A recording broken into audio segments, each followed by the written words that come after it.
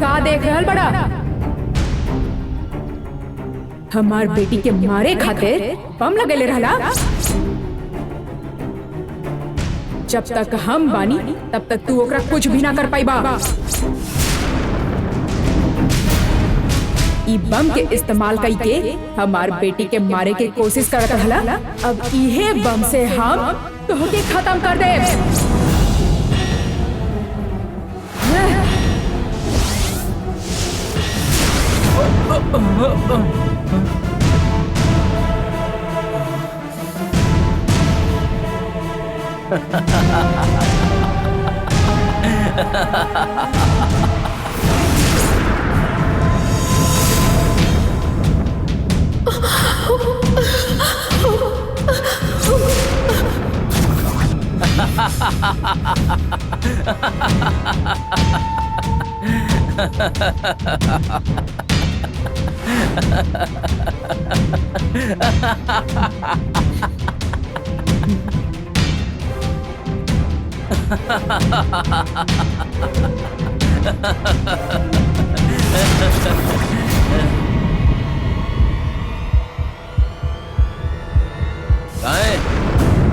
ये बम के ब्लास्ट ना भइल ए खातिर तू चौंक गइलू का?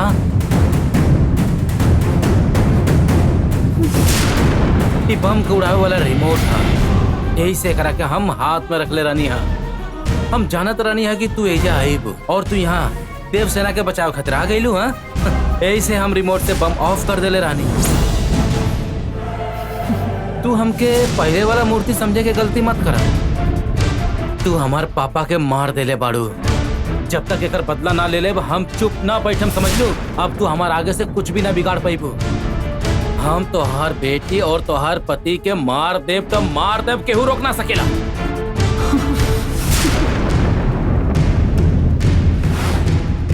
कैसे मारा अब ये सोचत बाड़ू ना? Just wait and watch.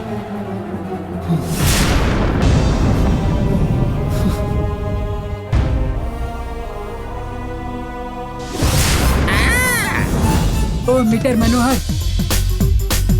अरे मैडम आप ऐजा कहाँ आ गई? नहीं, आप फोन के लिए रहते तो हम चले आए रहते। हमके तो से मिलके अकेले में बात करे के रहे, ऐसे हम एजा आइल बानी। क्या बात करे के बा? वो दिन हमनी प्लान कई के जे 15 लाख रुपया पाइल रहनी ना, चोरी हो गए। आप ही कहाँ बात मैडम? इतना ज्यादा रिएक्ट मत करा। ये ले ले हा, हम जाना तानी। हम तो के उस शख्स के शकल दिखाता नहीं, ओकरा से वापस ले ला। कौन आबू? पैसा वापस हमने लेके आई। अगर तू जुबान खोलला ना तो हर लाश के कंधा भी ना मिली। हमरा के कभी आगे ना जाए देने। तू लोग बाद में झगड़ा कर लिया।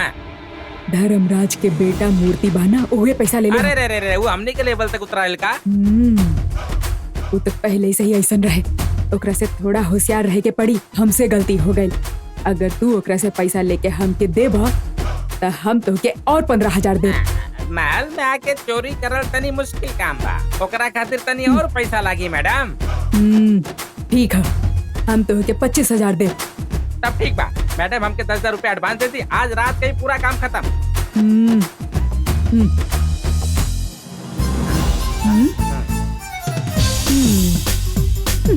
2,000, 4,000, 6,000, 8,000 बराबर बा। इला पूरा 10,000 है। तू ठीक से काम करबा, तारा पे भरोसा रखा था नहीं। हमारा पैसे ही भरोसा रख ले रहे। हम और हमारा भाई आपके काम पूरा कर दे जाए। पहले काम करे, बाद में बढ़िया। एक बार तो ईमानदारी से काम करके सारा पैसा तो के देने, लेकिन ई बार पैसा हम तोरा के देबे ना करब। ओकर बाद कुल पैसा लेके भाग जाइबा का बॉस? हाँ यस। ता फिर 50-50। उनकरा सामने ये बात गलती से भी मत बोलिए।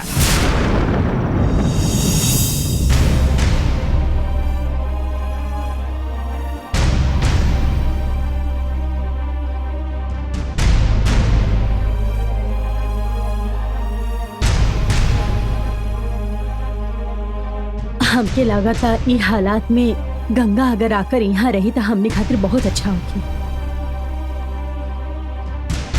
हमके भी यह लग रहा है पिताजी, गंगा के अकेला छोड़ खतरा से खाली नहीं की। रहुआ के का लागेला? अब ऐसन हालात में गंगा हमनी के बात एकदम न सुनी। इतना ही नहीं, अगर हमने ओकरा से मिले जाए तब फिर ओकरा के नागनंदनियन और माधवी के कब्जा में फंसाए जैसन होगी। नागनंदनियन के लक्ष्य खाली गंगा के जरिए नागनंदनियन के मारे के है। ऐसन बात है तब फिर वो गंगा के काहे मारी? ऐसन हालत में नागनंदनियन गलती से भी गंगा के तकलीफ ना पहुंचाई, लेकिन नागनंदनियन और माधवी मिलके गंगा के आपन कब्जा में रखे खातिर जरूर कोशिश करिए। रवा गंगा के वो लोग के कब्जा से यहाँ लाए के बजाय ओकरा बचाए खातिर वो जहाँ बाड़ी वहाँ से कैसे बचाए के ई सोची। अगर गंगा वहाँ रही तो हमने ओकरा के कैसे बचाई, ये हमके समझ में नहीं आवा। रवा सब देवी शक्ति के बारे में जाने नहीं, और रवा सोचब तो कुछ रास्ता मिल ही जाये।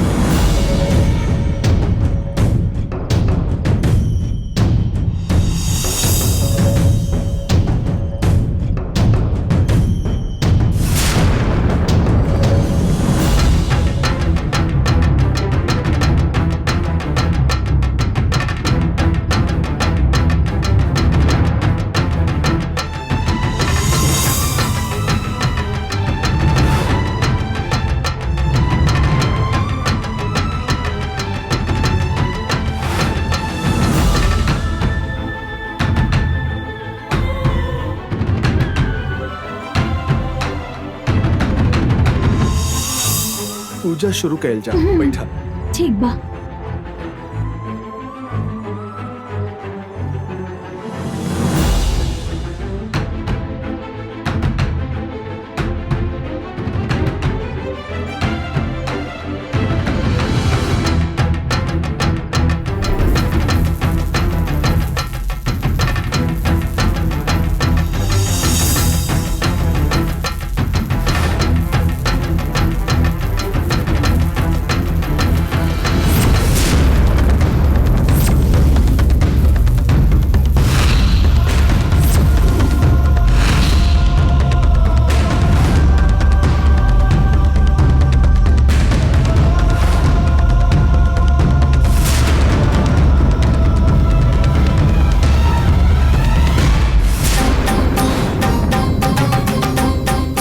देवता कालू भगवान की नयन दीक्षा से हमके प्राप्त भइल त्रिनेत्र शक्ति हम तहरा के देहले बनी। हमार देहल त्रिनेत्र शक्ति वो कैसे भी करके गंगा के सर तक पहुंचावा। ठीक बा। जा तू।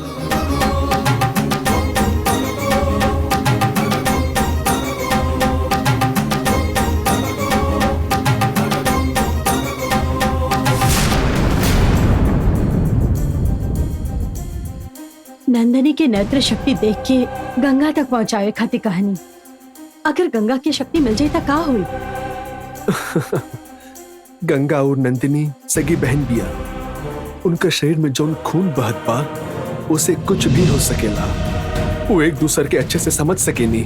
यही से हम इस शक्ति भेजले बानी। नंदिनी की शक्ति पहुंचा के आवे के बाद तहरा के आपन आप समझ में आ जाए।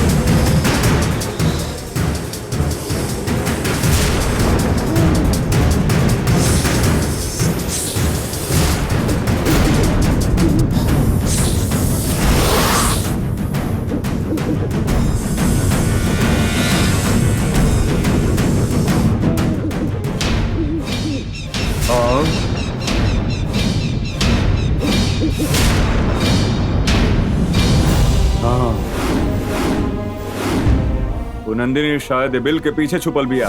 ओके देख के ही उल्लू चिल्लात होई।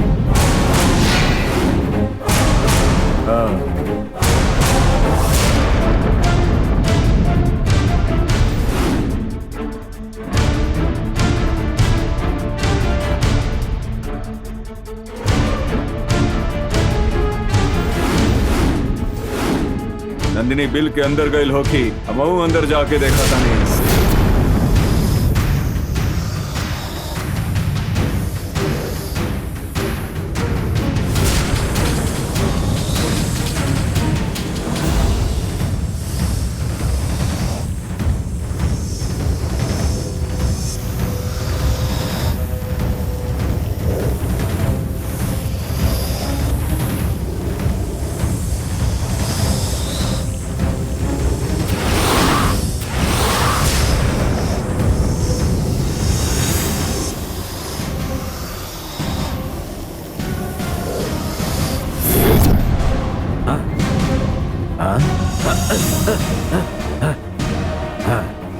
बिल के अंदर नंदिनी नहीं खे, शायद नंदिनी के बिल से बाहर आइले बहुत दिन हो गए बाटे। अब वो नंदिनी के गुस्सा के वजह से अंदर गर्मी बहुत बाटे। तू कम नहीं के भाई, नंदिनी से हमरा के सावधान रहे के पड़ी।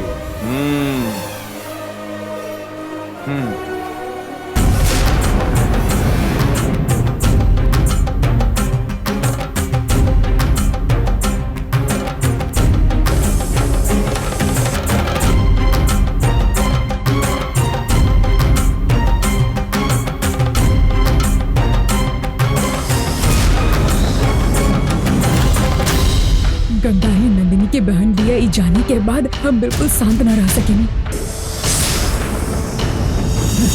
कब गंगा के इस्तेमाल करके उन नंदिनी के खत्म कर दी ऐसा लग रहा। बाकी ई नाग नंदिनियन का कर रहा ई सब सुबह बतावे वाला बड़े। तब तक हम चुप कैसे बैठब समझ ना आ रहा है। अब का करी हम।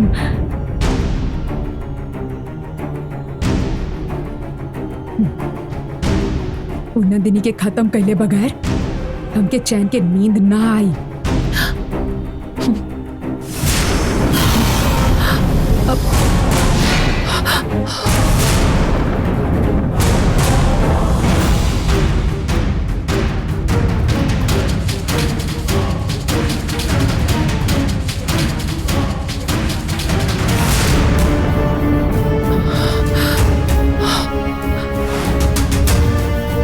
कैसन का लागत रह गया जब केहू हो सकेला।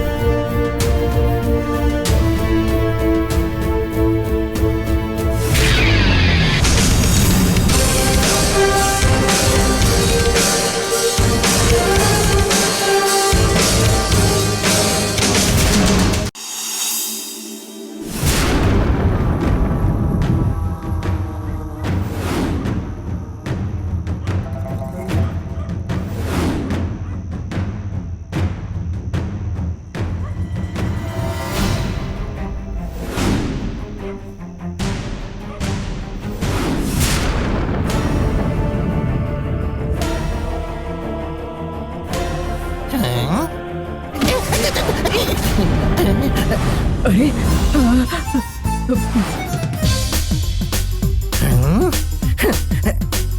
अरे मैडम, आप हमके धक्का काहे देनी? अगर गलत जगह चोट लग जाए तो हमारे बीबी हमरा के छोड़ के चल जाए। अरे इतना धीरे से धक्का मारनी और तू नीचे गिर गईला है? इतना भी दम नहीं है तारा में। अगर महल के लोग तो के धक्का दे रहे होगा तो तू कबो उठाती ना। आप हमारा बारे में गलत बात मत फैलाएं। एक बार हम काम के हाथ में ले लेने तो आयल शिकार के शिकार करके ही हम जाए, समझनी कि नहीं? आप इतना रात के इजा का कर पानी?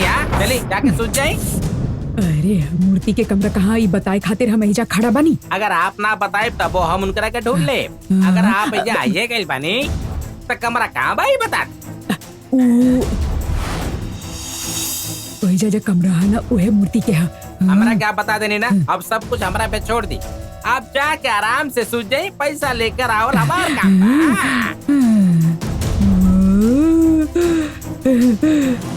हे भगवान, कौन भी तरह पैसा हमरे हाथ लग जाए। कृपा कर, कृपा कर।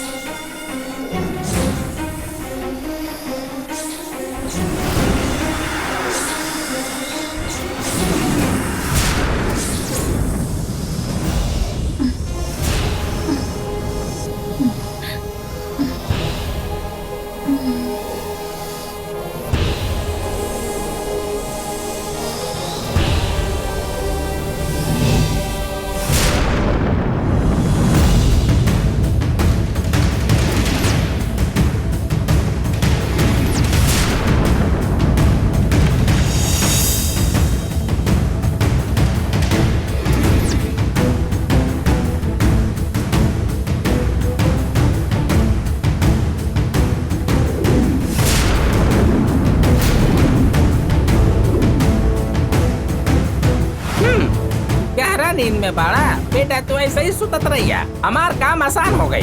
तुम्हार चोरी करल पैसा अब हम चुरावे वाला बा।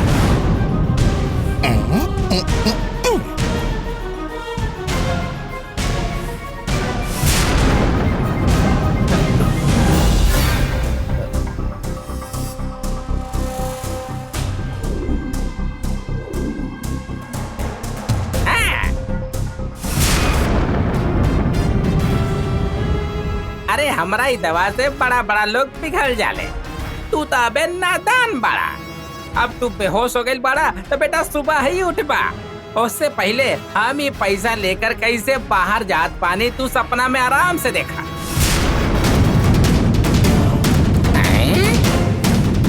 यहाँ तो कुछ नहीं है।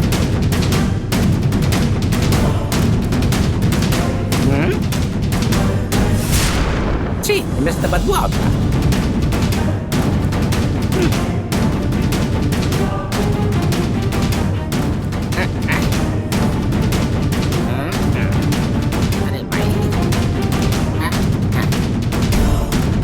कहाँ रख ले तू?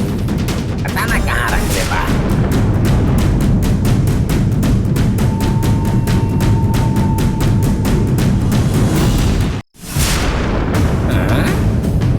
पता ना कहाँ रख ले बा।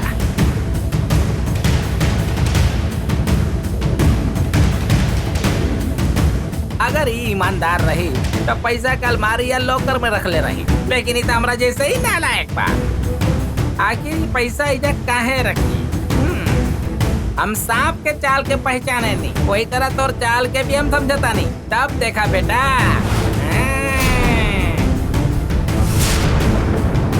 तू सर के नीचे रखा या पाँव के नीचे, फिर भी हम एकरा के लेके ही जाए। Bye, good night. हे भगवान,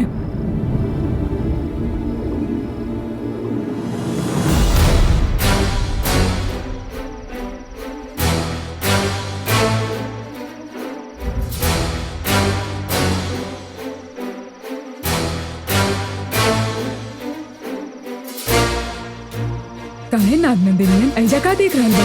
ये नंदिनी का निशान हुए। नंदिनी महल के अंदर गइल बिया।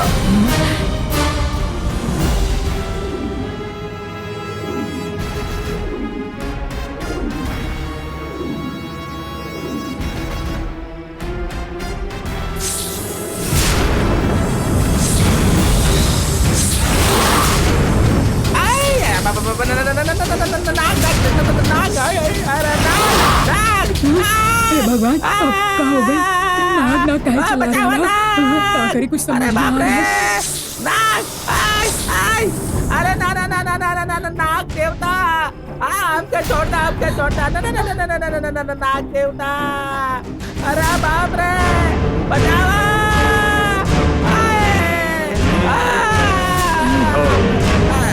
देखे हमार नाग से भी दोस्ती रहा। ना ना ना कुछ मत करिया। होगी क्यों नया हमके का करे के बा? आई बाबा बाबा, ना ना ना ना ना। अरे ई त हमरा पीछे ही आवत बा। हमार पैसा के का होगी? अरे यहाँ के रास्ता तो बसता।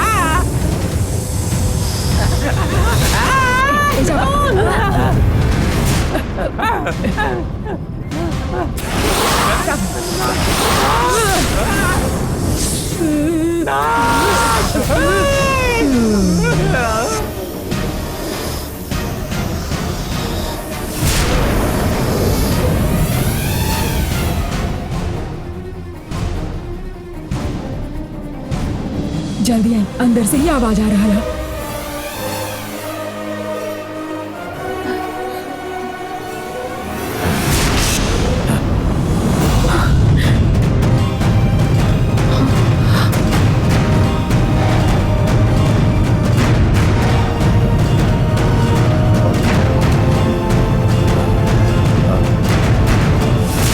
नाग नाग काके के चिल्लात रहे? एजा तक केहू भी नहीं थे।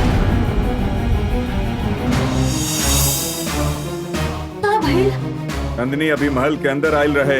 वो यहाँ से का के गइल बिया पता नहीं थे। और केकरा खातिर आयल थी? गंगा हमनी के मदद कर रहल बिया, ई ओकरा बर्दाश्त ना हो रहल थी। ओकरा के जे करे के बा करे दीदी। हमने जल्द ही होकर बंदोबस्त कर दे। नंदिनी के खत्म करे खातिर हमके का करे के बा? हम उहे सोचतानी, ओकरा बारे में सुबह बतावतानी।